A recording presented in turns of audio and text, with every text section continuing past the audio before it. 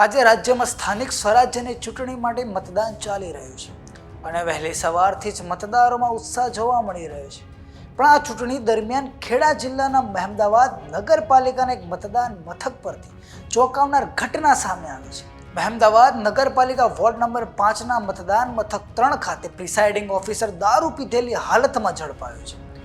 વિરેન્દ્રસિંહ બારિયા નામના આ અધિકારી જે ખેડા જિલ્લાના એક શાળામાં મદદની શિક્ષક છે, તેઓ આજે ચૂંટણીના મહત્વના દિવસે પોતાની ફરજ દરમિયાન દારૂના નશામાં પકડાયો છે.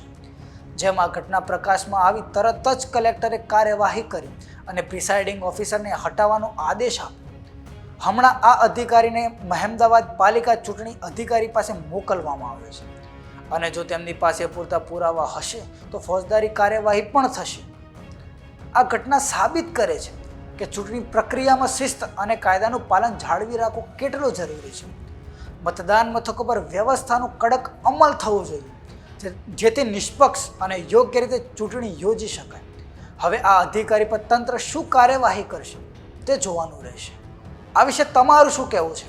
અમને કોમેન્ટ કરીને જણાવજો અને જોતા રહો વાઇબ્સ ઓફ ઇન્ડિયા. આભાર.